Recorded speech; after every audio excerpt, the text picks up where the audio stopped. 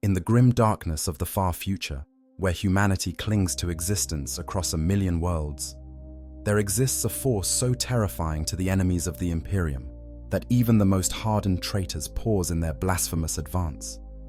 They are not the genetically enhanced space marines, nor the countless billions of the Imperial Guard.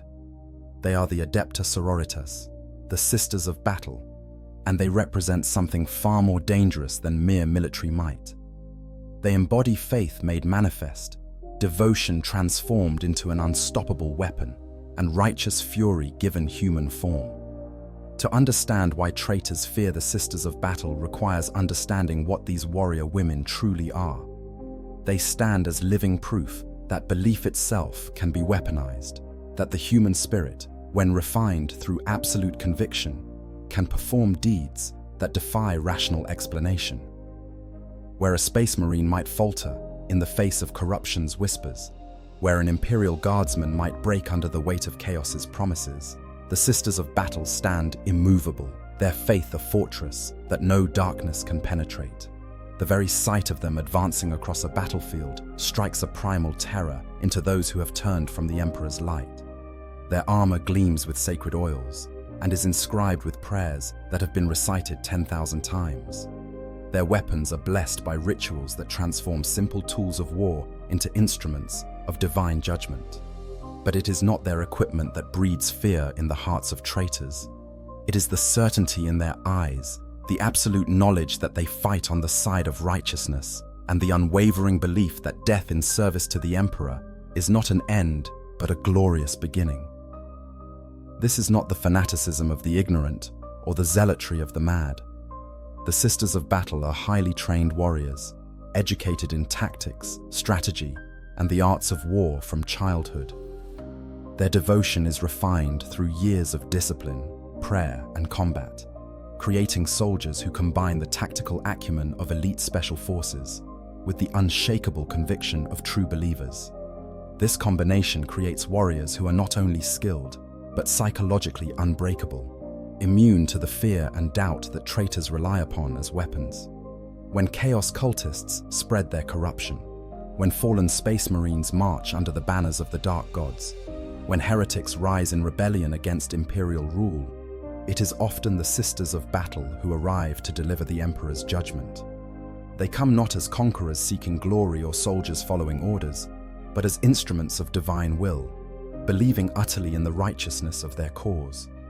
This belief transforms them into something more than human, allowing them to perform acts that witnesses describe as miraculous, manifestations of the Emperor's power working through devoted servants.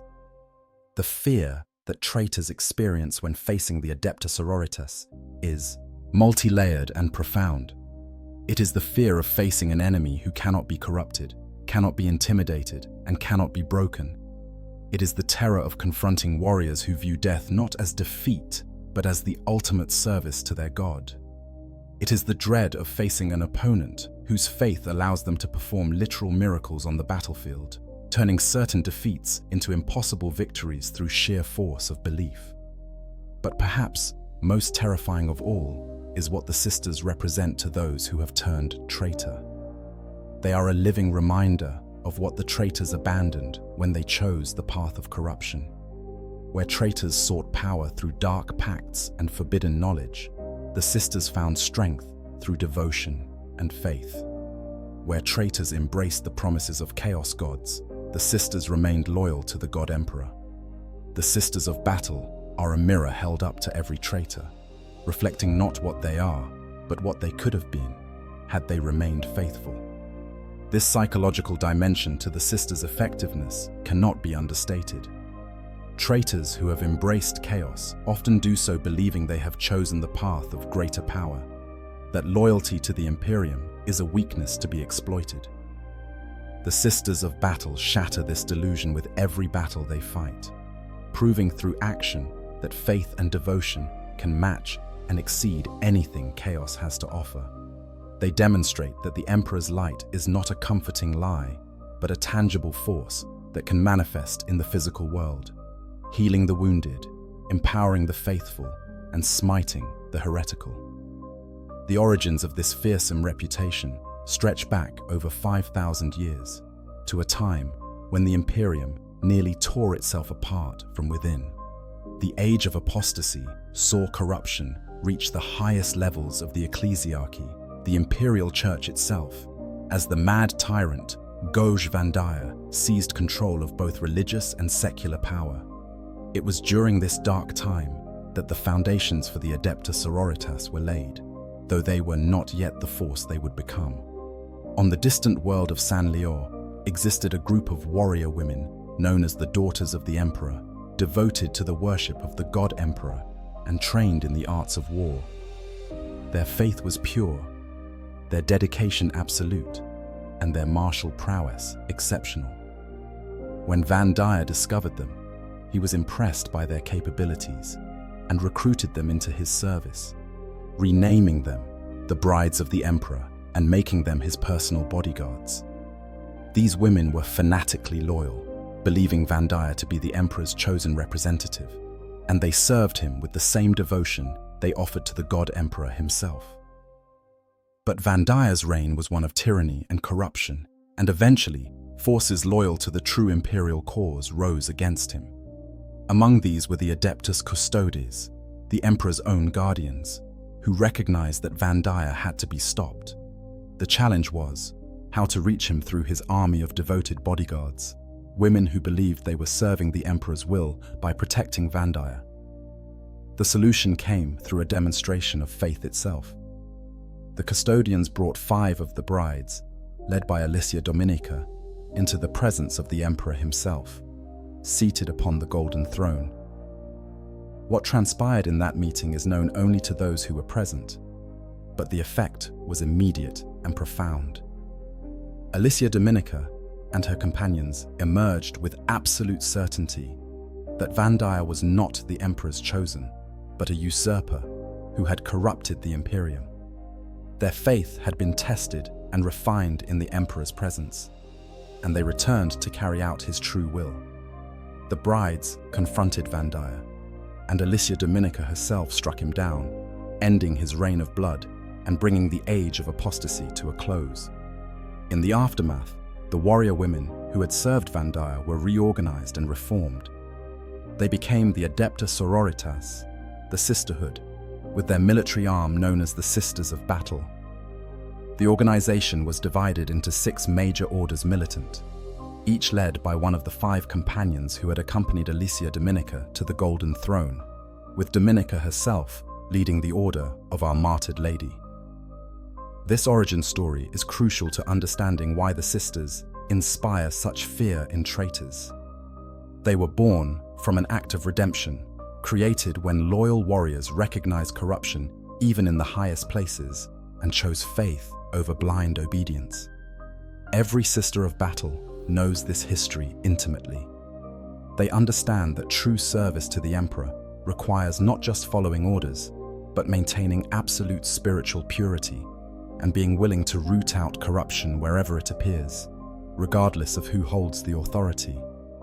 The training required to become a sister of battle begins in childhood and is rigorous beyond measure. Young girls selected for this path are typically orphans of imperial servants, raised in institutions called the Schola Progenium, where they receive education in imperial history, theology, tactics, and combat. Those who show exceptional promise and devotion may be selected to join the Adepta Sororitas as novices, beginning years of additional training before they can truly call themselves battle sisters. This training is not merely physical, though the combat instruction is intense enough to produce warriors capable of matching Space Marines in marksmanship and tactical prowess. The spiritual and psychological conditioning is equally important. Every aspect of a novice's life is structured around prayer, contemplation, and the development of unwavering faith. They study the lives of saints and martyrs, learn to recite thousands of prayers and hymns, and practice rituals that connect their daily actions to their spiritual purpose. The discipline imposed is absolute. Sisters learn to control not just their bodies, but their minds and emotions, channeling everything into service to the Emperor. They practice denial of worldly pleasures, acceptance of hardship, and embrace of sacrifice. This is not done to break their spirits, but to refine them, removing impurities and weaknesses until what remains is pure devotion made manifest in a warrior's form. When a novice finally becomes a full battle sister, she is not just a soldier who happens to be religious. She is a warrior priestess, someone for whom combat and worship are inseparable. The trigger of her bolter is pulled with the same reverence as the lighting of a devotional candle. The maintenance of her armor is performed as a sacred ritual. Every action, from the mundane to the momentous, is an act of faith. This integration of the spiritual and martial is what makes Sisters of Battle so terrifying to face. They do not fight despite their faith, but because of it. Every battle is a religious experience. Every enemy a test of devotion. Every fallen comrade a martyr whose sacrifice strengthens the survivor's resolve. Where other soldiers might experience fatigue, doubt, or fear, Sisters of Battle draw deeper on their faith, finding renewed strength in prayer and conviction. The armor worn by the Sisters of Battle is itself a manifestation of their unique nature. Unlike the mass-produced equipment of the Imperial Guard, or even the ancient pattern armor of some Space Marine chapters, each suit of Sororitas power armor is a work of art and devotion.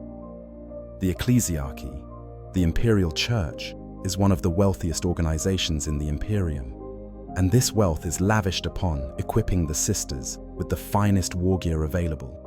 Each suit of power armor is forged by skilled artificers and then blessed in ceremonies that can last days or even weeks. The armor is anointed with sacred oils, inscribed with prayers in microscopic script, and sanctified by choirs of novices whose hymns are believed to infuse the metal with spiritual protection. Components destined for leaders like canonesses may be sprinkled with the blood of martyrs and placed among the crypts of fallen saints to absorb their holy essence before being assembled. The visual appearance of this armor is striking and deliberately designed to inspire both allies and strike fear into enemies. The armor plates are often adorned with fleur-de-lis, sacred seals, and imagery of saints and angels. Purity seals flutter from attachment points, each bearing prayers or oaths. The color schemes vary by order, from the somber black and red of the Order of Our Martyred Lady to the white and gold of the Order of the Sacred Rose, but all share an ornate, almost baroque aesthetic that speaks to both martial purpose and religious devotion. But the armor is not merely decorative. It provides genuine protection against the horrific weapons of the 41st millennium, turning aside blows that would kill an unarmored human instantly. The powered servos enhance strength, allowing sisters to wield heavy weapons with ease and strike devastating blows in close combat. Life support systems enable them to fight in toxic environments or the void of space. Communication systems coordinate their actions with tactical precision. More than this, the armor serves as a psychological tool. When traitors see ranks of power-armored sisters advancing, weapons ready, and voices raised in hymns of battle, they see warriors clad in blessed relics, protected by faith made manifest. The Imperium teaches that the Emperor protects the faithful, and the sisters' armor is physical proof of this doctrine. Many sisters believe utterly that their armor will turn aside blows, not through engineering alone, but through divine intervention. And there are countless accounts of shots that should have killed a sister, instead miraculously deflecting or failing to penetrate armor that by all physical laws should not have held. This belief creates a self-reinforcing cycle. Sisters wearing armor they believe is blessed by the Emperor fight with greater courage and confidence. This courage leads them into situations where, statistically, some should fall but don't, whether through skill, luck, or genuine divine intervention. These survivals are interpreted as miracles, reinforcing faith, which in turn makes the sisters even more formidable in subsequent battles. For traitors facing these warriors, the psychological impact is profound. They see enemies who seem invulnerable, who advance unflinching through fire that should break any normal formation. They witness sisters shrugging off wounds that would cripple others, fighting on through injuries that should be incapacitating. Whether this is purely the result of superior equipment, training, and determination, or whether there is genuine supernatural intervention, becomes irrelevant. The effect is the same: an enemy who appears blessed by their god, and therefore nearly impossible to stop through conventional means. The weapons carried by the Sisters of Battle are equally impressive and terrifying. While they utilize the same basic weapon types as other Imperial forces, the way they employ them reflects their unique philosophy and capabilities. The so-called Holy Trinity of weaponry, bolt, flame, and melter, represents the core of Sororitas armament, and each weapon type carries both practical and symbolic significance. The bolter, the iconic weapon of the Imperium's elite forces, fires mass-reactive explosive rounds that detonate after penetrating a target. In the hands of a Sister of Battle, the bolter becomes more than a gun. It is a tool of righteous judgment, each round blessed and inscribed with verses from sacred texts. Sisters train from their novice days to achieve perfect marksmanship, and their skill with bolters rivals that of Space Marines. The sound of bolters firing in unison as sisters advance has become associated with the Imperium's wrath descending upon the unfaithful. But it is the flame weapons that truly symbolize the sisters' purpose. From the humble hand flamer to the devastating heavy flamer carried by retributor squads, these weapons embody the purifying aspect of the sisters' crusade. Fire is cleansing, burning away corruption, and leaving only purified ash. When sisters advance with flame weapons, they are not merely killing enemies, but purifying the very ground on which they walk, cleansing taint from the Imperium's worlds. The psychological impact of flame weapons on traitors cannot be overstated. Fire is a primal fear, and the prospect of being burned alive triggers deep instinctive terror. When heretics see Sisters of Battle advancing with flamers, chanting hymns as they prepare to bathe everything in cleansing fire, the fear is visceral and immediate. Many accounts describe traitor forces breaking and fleeing before the sisters even reach flamer range, simply because the prospect of facing that purifying fire was more than corrupted minds could endure. Melter weapons complete the trinity, providing the sisters with the ability to destroy even the most heavily armored targets. These thermal weapons generate incredible heat, capable of melting through tank armor and reducing vehicles to molten slag. For Sisters of Battle, melter weapons represent the ultimate judgment, the complete destruction of the Emperor's enemies so total that nothing remains. When a sister levels a melter gun at a traitor, she offers them complete obliteration, and the white-hot beam that follows leaves no room for resurrection or recovery. The doctrine of the Holy Trinity goes beyond simply having access to different weapon types. It represents a complete tactical philosophy. A Sisters of Battle squad typically includes members equipped with each type of weapon, providing versatility and the ability to respond to any threat. The bolters provide accurate ranged fire against infantry, the flamers clear close-range threats and fortified positions, and the melters eliminate heavy armor and monstrous enemies. But there's also a stratagem used by the sisters that bears the name Holy Trinity, which provides enhanced effectiveness when a unit employs all three weapon types against a single target. This tactical doctrine reflects the belief that faith, when properly focused and combining multiple aspects of the Emperor's wrath, becomes irresistible. A target facing the simultaneous application of bolt, flame, and melter is experiencing divine judgment in its completeness, with no aspect of the Emperor's fury withheld. For traitors, the Holy Trinity doctrine means facing an enemy that can adapt to any battlefield situation while maintaining doctrinal purity. Whether fighting in the close confines of a hive city, the open spaces of a battlefield, or the twisted corridors of a chaos-corrupted ship, the sisters bring appropriate weapons blessed and deployed according to sacred principles. There is no terrain where they lack advantage, no enemy type they cannot engage, no defensive position they cannot assault. The versatility born of the Holy Trinity makes them capable of prosecuting wars across any environment the Imperium might need them. Beyond their equipment and training, what truly sets the Sisters of Battle apart and makes them objects of terror for traitors are their acts of faith, miraculous manifestations of the Emperor's power working through devoted servants. This is not merely propaganda or imperial mythology.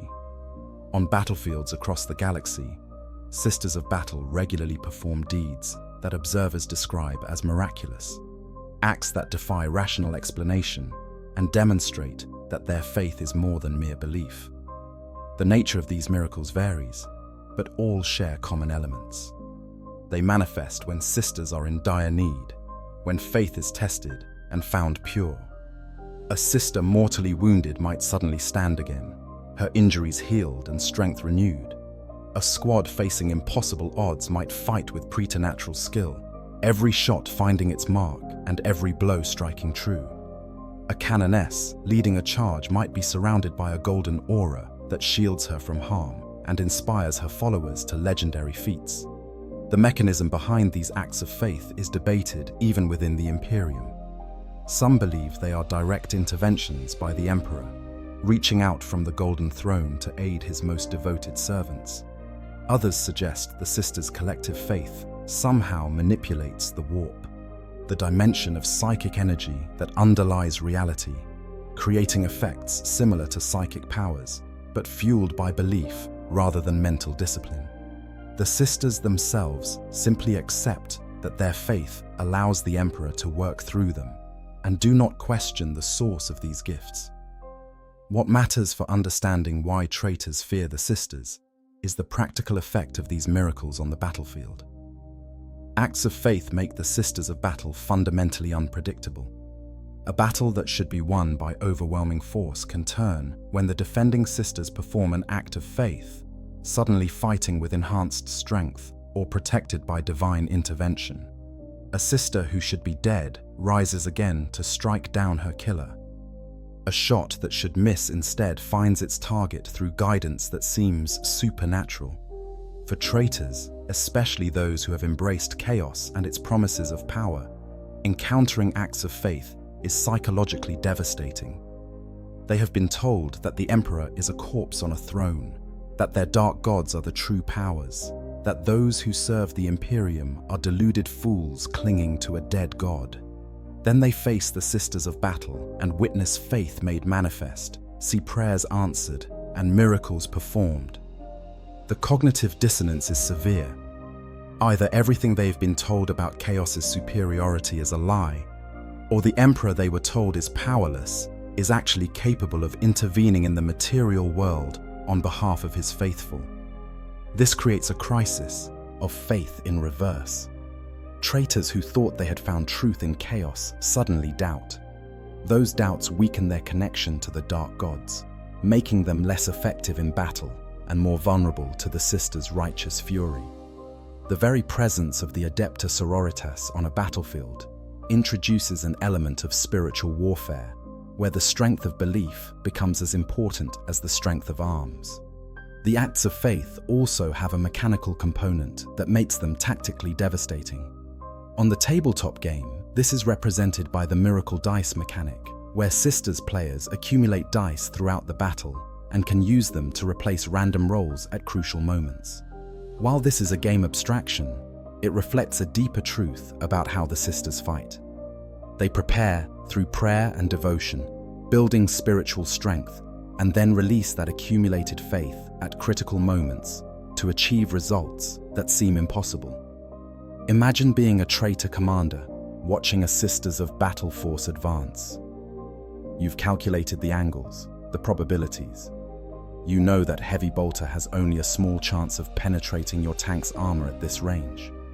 The shot fires, and through an act of faith, it not only penetrates, but catastrophically damages the vehicle. What you thought was safe is suddenly destroyed, and with it dies the certainty that you understand the battlefield. When an enemy can defy probability through sheer force of belief, conventional tactical planning becomes unreliable. The existence of living saints takes the concept of acts of faith to its ultimate expression. and represents perhaps the most terrifying aspect of the Sisters of Battle for any traitor to contemplate. Living saints are individuals in whom faith has become so concentrated, so pure, that they transcend normal human limitations entirely and become vessels for the Emperor's divine power. Saint Celestine is the most famous of these beings. Once a sister repentia seeking redemption through combat, she rose to become a living saint after discovering the sacred armor of Saint Catherine and proving herself worthy of the Emperor's blessing. Since her apotheosis, Celestine has appeared on battlefields across the Imperium, arriving at moments of greatest need to turn the tide against darkness. Her very existence is a miracle. She has been killed multiple times, struck down by weapons that should end any life, yet she returns, resurrected by the Emperor's will to continue fighting. She wields the ardent blade, a sword wreathed in holy fire, and bears wings of pure faith that allow her to soar above the battlefield like an angel of vengeance. Where she appears, Imperial forces find their courage renewed, while enemies are struck with terror as they realize they face not a mortal warrior, but a divine instrument. The Gemini Superior fight at Celestine's side, two canonesses named Eleanor and Genevieve, whom she resurrected to serve as her companions and bodyguards. They too have died multiple times in her service, and each time Celestine has brought them back through the power of faith. This creates a trio of warriors who literally cannot be permanently killed as long as their faith endures, making them perhaps the most feared fighting force the Imperium can deploy against chaos. For traitors, facing Saint Celestine is an experience that shatters fundamental assumptions. Chaos promises eternal life through demonic transformation, resurrection through dark pacts, and immortality through service to the dark gods. Yet here is a servant of the Emperor who achieves true resurrection without corruption, who wields power that seems equal or superior to anything chaos offers, and who does so while remaining purely human and utterly incorruptible.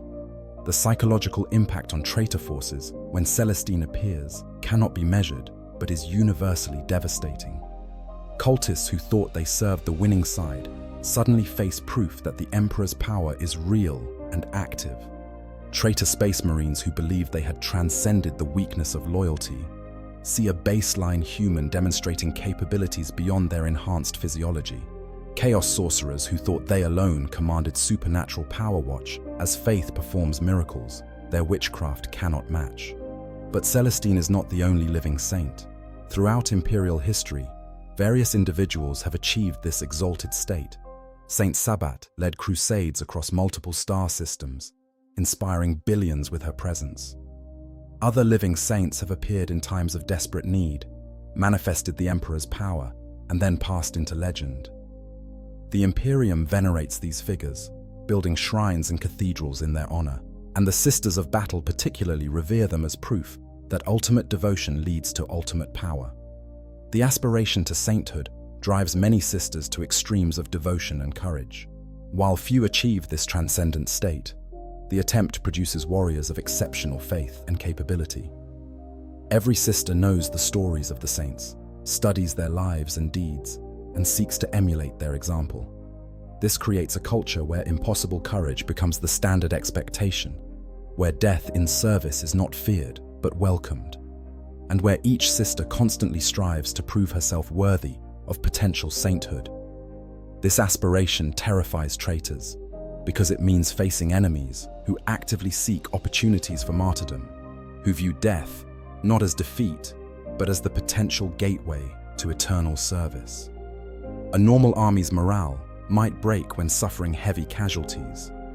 The Sisters of Battle often fight harder as their casualties mount, each fallen sister's sacrifice inspiring the survivors to greater acts of faith and fury. The blood of martyrs waters the garden of faith, making it grow stronger rather than weakening it. The process by which acts of faith and miracles manifest remains mysterious, even to the Imperium's most learned theologians. Unlike the psychic powers wielded by sanctioned psykers, acts of faith do not draw obviously upon the warp. Psychic defenses that would stop a sorcerer's curse have no effect on a sister's miracle. Witch sight that can detect psychic power sees nothing when a sister performs an act of faith. This has led some to theorize that the sisters access something different from normal psychic phenomena, perhaps a direct connection to the Emperor himself, or a manifestation of humanity's collective unconscious faith.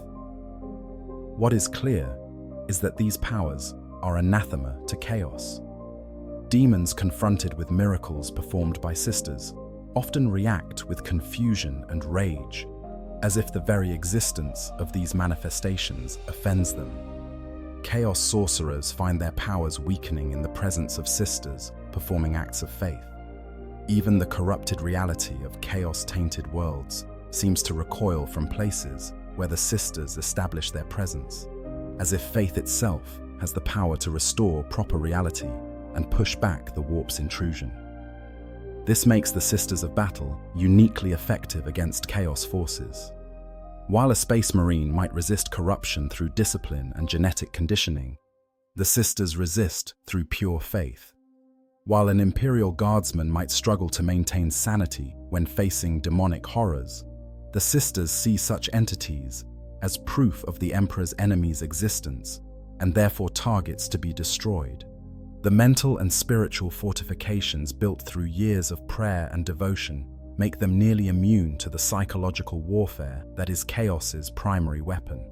Traitors who have embraced chaos rely heavily on fear, doubt, and corruption to weaken their enemies before battle is even joined. These tools are ineffective against the Sisters of Battle. You cannot intimidate someone who welcomes martyrdom. You cannot corrupt someone whose faith is absolute. You cannot break the morale of warriors who believe utterly in their cause and trust that the Emperor watches over them. This forces traitors to face the sisters in straightforward combat, where faith, training, and superior equipment make the Adepta Sororitas devastatingly effective. The Sisters of Battle serve as the chamber militant of the Ordo Hereticus, one of the major orders of the Inquisition. This relationship is both practical and deeply symbolic, making the sisters the primary military force deployed against internal threats to the Imperium. While the Ordo Xenos fights alien threats, and the Ordo Malleus combats demonic incursions, the Ordo Hereticus roots out corruption from within, and it is the sisters who provide the armed might to purge that corruption. This role means that Sisters of Battle specialize in fighting humans who have turned traitor, whether through chaos corruption, political rebellion, or heretical belief. They know intimately how traitors think, how they operate, and how to most effectively destroy them. Their entire tactical doctrine is optimized for rooting out and eliminating human enemies who have betrayed the Emperor's trust. Where Space Marines are shock troops deployed against the Imperium's greatest external threats, the Sisters are precision instruments for internal purification. The relationship with the Inquisition also means sisters frequently work alongside Inquisitors on investigations and purges. They have seen firsthand the myriad ways corruption manifests, from chaos cults hidden in hive cities to planetary governors who have fallen to forbidden pleasures. This experience makes them exceptionally paranoid about corruption and absolutely ruthless in its elimination. There is no mercy for the traitor, no possibility of redemption for the heretic, only the cleansing fire of faith. For traitors, this expertise makes the sisters particularly dangerous. Unlike Imperial Guard regiments that might be deployed against any threat, the sisters have refined their tactics specifically for fighting corrupted humans. They know the tactics chaos cultists prefer, the weaknesses in traitor Space Marine doctrine, the psychological vulnerabilities of those who have turned from the Emperor's light. When sisters deploy against a traitor force, they do so with centuries of institutional knowledge about how to most efficiently kill enemies exactly like the ones they face. The sisters' role in the Inquisition also grants them authority that can be terrifying. When a sister questions someone about their loyalty, that question carries the weight of the Inquisition behind it. When sisters arrive at a world to investigate corruption, they have the authority to purge entire populations if necessary. This power is exercised with terrifying efficiency and absolute conviction. The sisters do not second-guess or hesitate. If they have determined that corruption exists, it will be burned out, regardless of cost. This ruthlessness serves multiple purposes. Practically, it ensures corruption cannot spread. Psychologically, it serves as a deterrent. Potential traitors across the Imperium know that falling to chaos or turning heretic means not just their own death, but likely the deaths of everyone around them once the sisters arrive to purge the taint. The knowledge that associating with traitors brings doom makes citizens more likely to report suspicious activity and less likely to tolerate corruption in their midst. The sisters also serve as militant arms of the ecclesiarchy itself, defending the imperial church and prosecuting wars of faith across the galaxy. These are not mere military campaigns, but religious crusades, fought not for territory or resources, but to spread the imperial creed and eliminate those who reject or corrupt it. When the ecclesiarchy declares a war of faith, it is the sisters who form the core of the crusading force, bringing the Emperor's light to darkened worlds at Bolter Point.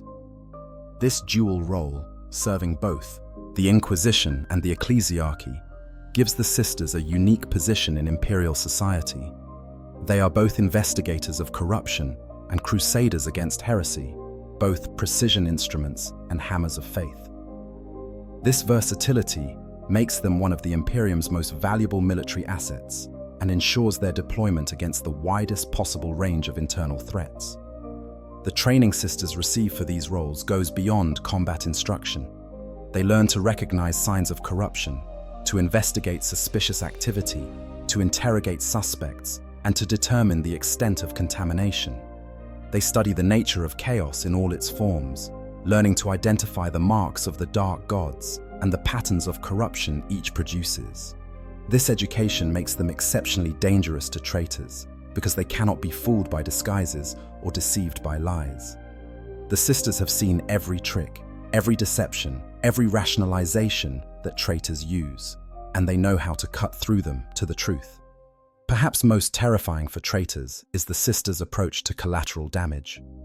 Where other imperial forces might hesitate to destroy civilian infrastructure or kill innocents who might be saved, the sisters prioritize absolute purification over all other concerns.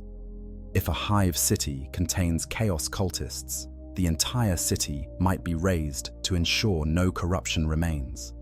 If a population has been exposed to heretical ideas, the entire population might be purged rather than risk contamination spreading. This willingness to accept massive collateral damage in pursuit of total purification makes the sisters utterly relentless. Traitors cannot hide among loyal populations and use them as shields. The sisters will burn through innocence to reach the guilty without hesitation, believing that death by their hands is preferable to life tainted by corruption. This calculus, brutal as it is, proves devastatingly effective against traitors who rely on human shields or hiding among civilian populations. The psychology of martyrdom among the Sisters of Battle deserves particular attention because it fundamentally changes battlefield dynamics in ways that terrorize enemies. In most military forces, high casualty rates are devastating to morale. Watching comrades die breaks the spirit of survivors, making them less effective and more likely to flee. For the Sisters of Battle, the opposite is true. Casualties strengthen rather than weaken them. This paradox stems from the sisters' beliefs about death and service. They view death in battle not as tragedy, but as the highest honor, a martyrdom that earns eternal reward in the Emperor's presence. When a sister falls, her comrades do not mourn in the conventional sense. They celebrate her sacrifice, honor her memory, and feel renewed determination to make her death meaningful by continuing the fight. The blood of martyrs becomes spiritual fuel for the survivors, driving them to greater acts of faith and fury. This doctrine of martyrdom is embedded in the very structure of some orders. The Order of Our Martyred Lady, for example, venerates those who have fallen in service to the Emperor, incorporating their names into hymns sung before battle and drawing inspiration from their sacrifices. These sisters fight harder when below starting strength, their enhanced effectiveness representing the spiritual power gained from their fallen comrades' martyrdom. For traitors, facing an enemy whose effectiveness increases with casualties is psychologically devastating. The normal calculus of attrition warfare becomes inverted. Killing sisters doesn't weaken the force, but empowers it.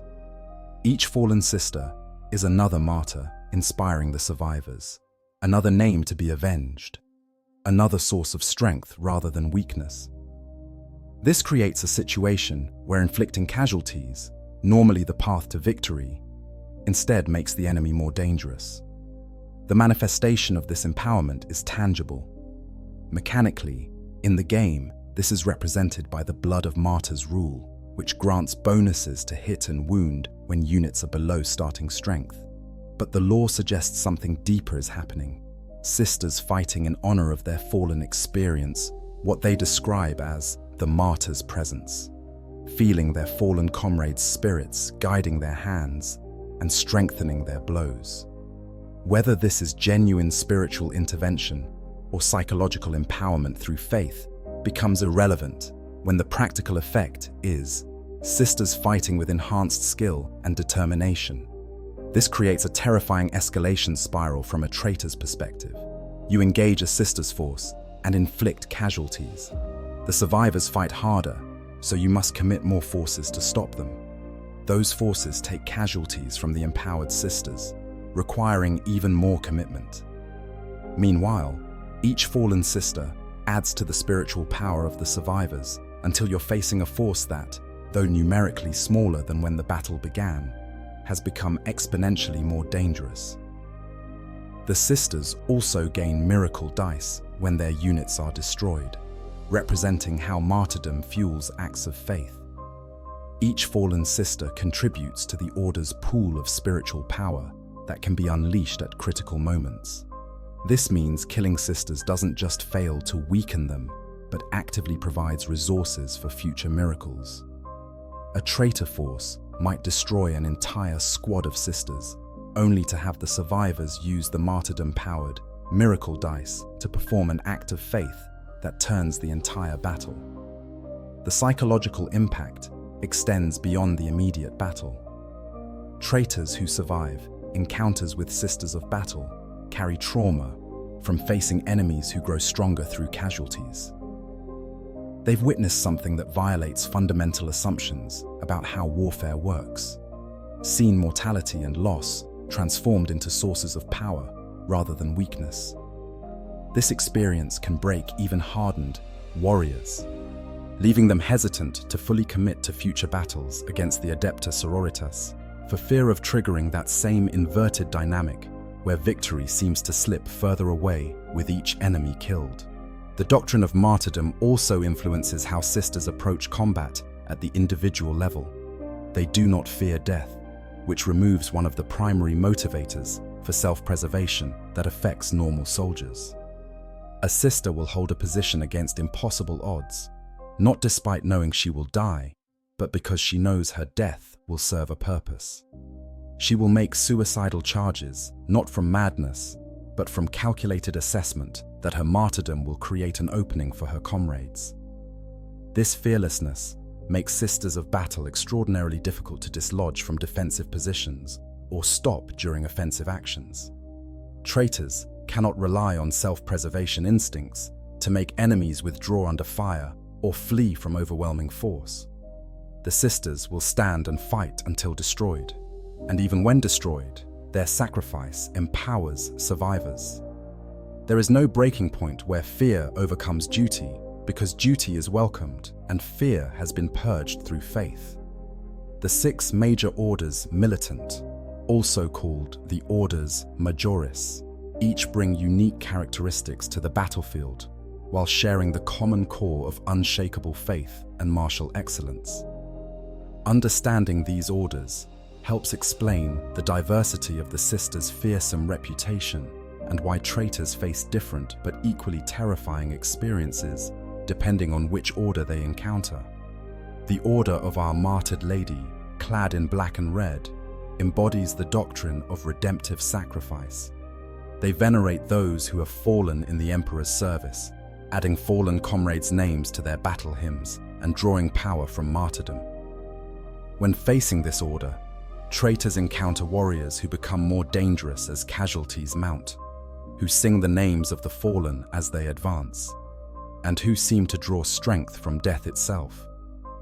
The Order of Our Martyred Lady produces more living saints than any other order, including the legendary Celestine herself, making them particularly associated with miraculous manifestations of faith.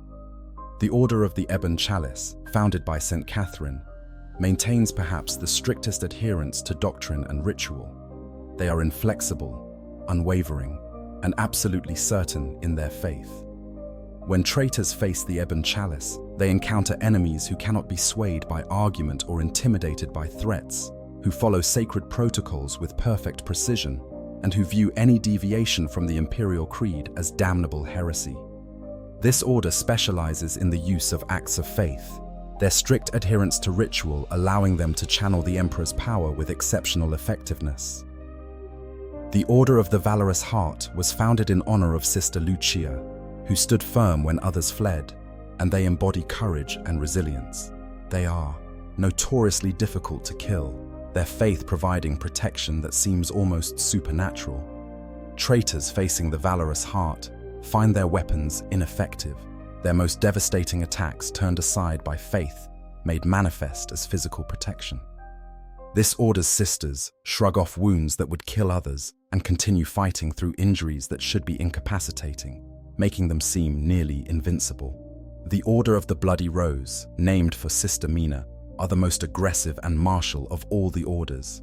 They favor close-range combat, preferring to bring the Emperor's judgment to their enemies face to face. When traitors encounter the Bloody Rose, they face warriors advancing at terrifying speed, bolters blazing and chainswords screaming, seeking close combat where their faith-fueled fury can be unleashed in personal combat. This order produces some of the most feared melee specialists among the sisters, warriors who wade into battle with utter disregard for personal safety and faith that the Emperor will guide their blades. The Order of the Sacred Rose, honoring Sister Arabella, represents purity and incorruptibility even among the already pure Sisters of Battle. They are renowned for their resistance to corruption and their ability to endure in the most tainted environments without faltering. Traitors serving chaos find the Sacred Rose particularly infuriating because they are nearly impossible to corrupt and seem immune to the spiritual contamination that weakens other imperial forces. This order also demonstrates exceptional discipline, maintaining formation and tactical coherence under conditions that would break other forces. The Order of the Argent Shroud was founded later, honoring Sister Silvana, and specializes in rapid deployment and mobility. They appear seemingly from nowhere, strike with devastating precision, and vanish before effective retaliation is possible. Traitors facing the Argent Shroud experience paranoia and fear, knowing that at any moment, battle sisters might emerge from unexpected quarters to deliver the Emperor's judgment. This order makes extensive use of jump packs and fast vehicles, turning warfare into a lightning-fast crusade of faith. Each order also maintains numerous smaller subsidiary orders, called Orders Minoris, which develop their own distinct identities while remaining tied to their parent order. This creates incredible diversity within the Adepta Sororitas, with hundreds or even thousands of distinct fighting forces, each with its own heraldry, traditions, and tactical preferences, but all sharing the core characteristics that make Sisters of Battle so fearsome. For traitors, this diversity is psychologically challenging. You might develop tactics to counter one order's preferred approach, only to face a different order that fights entirely differently while being equally dangerous. The Bloody Rose might favor melee assault, but the Sacred Rose prefers disciplined fire support. The Argent Shroud strikes with mobility, while the Eben Chalice advances like an unstoppable wall. Each requires different counter-tactics, but all share the core invulnerability to corruption, the acts of faith, and the absolute conviction that makes them so dangerous. This diversity also means that Sisters of Battle can be deployed in any battlefield role. Need shock troops for a rapid assault? Deploy the Bloody Rose. Need defenders who will hold a position against any odds? Send the Valorous Heart. Need troops to operate in the most spiritually corrupted environments? The Sacred Rose can endure what others cannot. This versatility, combined with uniform excellence, makes the Adepta Sororitas one of the Imperium's most valuable military assets, and ensures traitors can never predict exactly what they'll face when sisters deploy against them. The relationships between orders add another dimension. While they share common cause and doctrine, the orders sometimes compete for honor and glory, driving each to exceed the other's deeds. This competition produces ever greater acts of courage and faith, pushing the sisters to levels of excellence that would be impossible without such rivalry.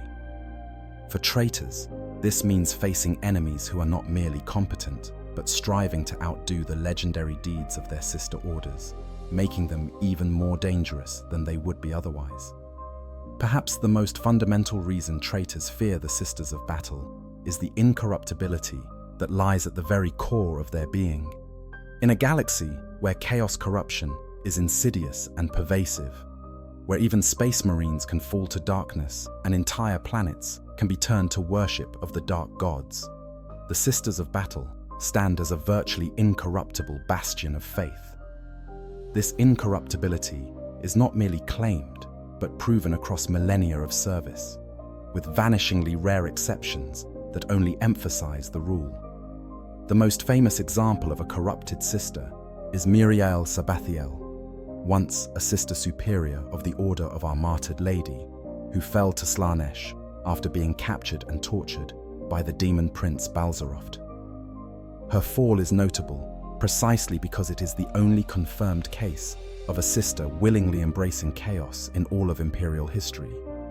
In other instances where sisters appeared to serve chaos, investigation revealed they were either under direct mental control, transformed through extended exposure to powers far beyond human resistance, or were imposters using the sister's appearance to sow confusion. This near-total immunity to corruption stems from multiple factors working in concert. The training sisters receive from childhood emphasizes absolute devotion to the Emperor and recognition of corruption in all its forms. Unlike Space Marines, whose loyalty is to their chapter and primarch with the Emperor as a distant figure, the sisters worship the Emperor directly as their god. This personal relationship, cultivated through prayer and contemplation, creates a spiritual connection that chaos struggles to sever. The psychological conditioning reinforces this protection. Sisters are taught to recognize and reject the promises that chaos uses to seduce others. Where a traitor might be tempted by promises of power, sisters have seen genuine power manifest through faith and know that anything chaos offers is a pale imitation. Where corruption might promise pleasure or release from duty, sisters find their greatest joy in service and view duty as privilege rather than burden. The psychological foundations that chaos exploits simply do not exist in properly trained battle sisters. The communal nature of the sisterhood also provides protection. Unlike Space Marines, who might become isolated in their superiority, or Imperial Guardsmen, who might feel lost in anonymous masses, sisters live in tight-knit communities of faith. They pray together, train together, fight together, and maintain constant spiritual vigilance for themselves and their sisters. If one sister begins to show signs of corruption, others will recognize it immediately and take action. This communal oversight makes it nearly impossible for corruption to take root without detection. Most importantly, the sisters' faith itself seems to provide genuine protection against chaos. Whether this is direct intervention by the Emperor, the collective psychic weight of their belief creating a shield, or simply the psychological strength that comes from absolute conviction, the effect is real and measurable. Sisters can fight in the most corrupted environments, face demons directly, and endure exposure to chaos that would break other Imperial servants, yet they remain pure. For traitors, this incorruptibility is terrifying on multiple levels. It means they cannot use corruption as a weapon against the sisters. The whispered promises, the subtle temptations, the gradual seduction that work on so many others are utterly ineffective. Sisters will not hesitate in their duty because of doubt, will not be swayed by offers of power or threats of loss, and cannot be turned to serve chaos through any means short of complete mental domination that leaves them unable to function as warriors. This also means traitors cannot corrupt the worlds where sisters establish a presence. A common chaos tactic is to spread corruption gradually, turning populations through cults and promises until entire worlds worship the dark gods. The presence of even a small force of sisters can halt this process entirely. They root out corruption with ruthless efficiency, their spiritual purity acting as a beacon that makes hidden darkness easier to detect, and their absolute willingness to purge contamination, ensuring it cannot spread. The incorruptibility extends to the sisters' war gear and sacred sites.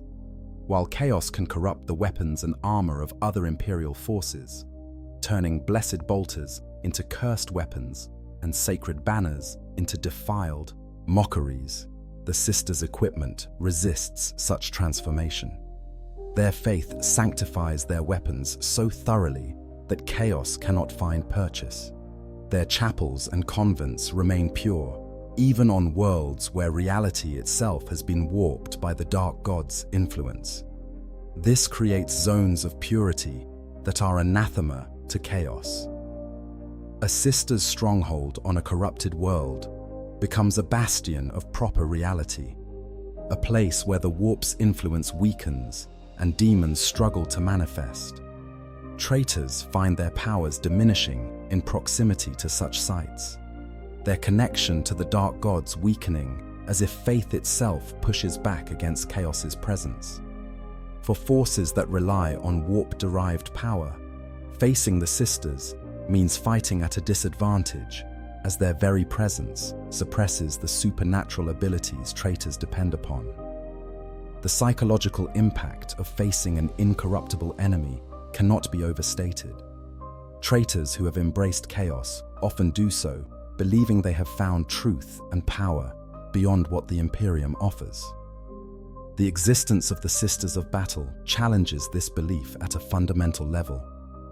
Here are warriors who achieve power through faith alone, who resist corruption through devotion, and who demonstrate that loyalty to the Emperor provides strengths beyond what chaos can grant. This realization can crack a traitor's certainty, introducing doubt that weakens their effectiveness and makes them question the choice they made in turning to darkness. The rarity of sister corruption also means that when the Imperium discovers a corrupted sister, the response is overwhelming. The order to which she belonged will devote enormous resources to tracking her down and eliminating the stain on their honor. Other orders will join the hunt, viewing any corruption of a sister as an affront to their collective purity. The Inquisition will investigate extensively, ensuring no contamination remains. This unified total response means that corrupted sisters rarely survive long enough to become significant threats, and certainly never long enough to establish followings or create chaos warbands of corrupted sisters. This institutional response also serves as a powerful deterrent to any sister who might consider corruption. They know that falling to chaos means not just their own damnation, but eternal shame for their order, and that every sister in the galaxy will hunt them until they are destroyed. The certainty of this response, combined with the absolute conviction that chaos offers nothing of value, makes the very concept of corruption nearly unthinkable to properly trained battle sisters. In the final analysis, what makes the Sisters of Battle so fearsome to traitors is the complete package they represent. They are skilled warriors, trained to the peak of human capability and equipped with the finest war gear the Imperium can provide. They are supported by an enormously wealthy organization that ensures they never lack for resources or reinforcements. They fight with tactical doctrines refined over millennia, specifically for combat against internal enemies. But beyond these practical advantages, the sisters embody something more fundamental and more terrifying. They are proof that faith works, that devotion to the Emperor provides genuine power, and that humanity need not turn to chaos to access supernatural strength. In a galaxy where chaos constantly whispers that the dark gods are the only true powers, that the Emperor is dead or powerless, the Sisters of Battle are living refutation of these lies. They demonstrate through action that faith can manifest miracles, that devotion can provide protection, and that righteous fury can overcome any darkness. When they advance across a battlefield, voices raised in hymns and weapons blazing, they bring not just physical death, but spiritual judgment. They force traitors to confront what they abandoned when they turned from the Emperor's light. For chaos cultists, seeing the sisters means facing the certainty of purification through fire, knowing that no mercy will be offered and no corruption tolerated. For traitor space marines, the sisters represent what they could have been had they remained loyal. Faith made manifest in warriors who achieve greatness without genetic enhancement. For all who have turned from the Emperor's light, the Sisters of Battle are a reminder that their choice was wrong, that chaos offers only damnation, and that the Imperium possesses strengths beyond what they imagined. The terror the sisters inspire goes beyond fear of death. It is existential dread, the horror of realizing you chose poorly, that everything you believed about chaos's superiority was a lie, and that the power you thought you gained through corruption is nothing compared to what faith can achieve. It is the fear of facing an enemy who cannot be corrupted, cannot be intimidated, and cannot be stopped through any means short of complete annihilation. And even in annihilation, the sisters achieve victory. Their martyrdom empowers survivors, their sacrifice is venerated and remembered, and their names are added to the hymns sung by future generations. Death does not defeat them, but transforms them into inspiration for those who continue the fight. In this way, even destroyed sisters contribute to the ultimate triumph of faith over darkness. The Imperium has many warriors, from the genetically enhanced Space Marines to the numberless Imperial Guard. But the Sisters of Battle occupy a unique position as perhaps the most psychologically devastating force the Imperium can deploy against internal threats. They combine military excellence with spiritual purity, tactical brilliance with unwavering faith, and human mortality with divine empowerment. They are simultaneously warriors and worshippers, soldiers and saints, entirely human, yet capable of achievements that seem superhuman. When traitors hear that the Sisters of Battle have been deployed against them, they know they face enemies who will never negotiate, never retreat, and never show mercy. They know they face warriors protected by faith made manifest, capable of performing miracles on the battlefield, and completely immune to the corruption that is chaos's primary weapon. They know they face a force that grows stronger through martyrdom, that draws power from the deaths of its own members, and that views destruction not as defeat, but as the ultimate service to the Emperor. Most terrifying of all, they know they face warriors who are absolutely certain they fight on the side of righteousness, who believe without doubt that the Emperor watches over them, and who will stop at nothing to purge the galaxy of traitors like themselves. This certainty, this absolute conviction without room for doubt or hesitation, makes the Sisters of Battle perhaps the most fearsome enemies any traitor can face. In the grim darkness of the far future, where there is only war, the Sisters of Battle stand as living proof that faith is the ultimate weapon. They embody the Emperor's wrath made manifest, devotion transformed into military might, and the power of belief to overcome any darkness. For traitors who have turned from the Emperor's light, there is no more terrifying sight than Sisters of Battle advancing across the battlefield, weapons ready and hymns of faith on their lips, bringing purifying fire and righteous judgment to all who stand against the God Emperor of mankind. They are his angels of death, clad in ceramite and faith, armed with blessed weapons and unshakable conviction. They ask for no quarter, and offer none. They fight not for glory or conquest, but to purge corruption and preserve humanity's soul. And they will continue fighting across battlefields without number and wars without end, until every traitor has been destroyed and every heretic consigned to cleansing flame. This is why traitors fear the Sisters of Battle, not simply because they are skilled warriors, though they are, not merely because they are well equipped, though they are, but because they represent everything traitors rejected and prove that rejection was wrong. They are faith made manifest, devotion weaponized, and the Emperor's light shining in the darkness. Against such enemies, no traitor can truly prevail, for to face the Sisters of Battle is to face judgment itself, delivered by warriors who cannot be corrupted, cannot be stopped, and will never, ever forgive. If you've enjoyed learning about these incredible warriors of the Imperium, please consider subscribing to the channel and hitting that like button. Share this with fellow Warhammer fans who appreciate the power of faith made manifest in the Sisters of Battle. The Emperor protects, and his most devoted servants protect in turn, bringing his light to the darkest corners of the galaxy. Until next time, may your faith remain unwavering and your aim true.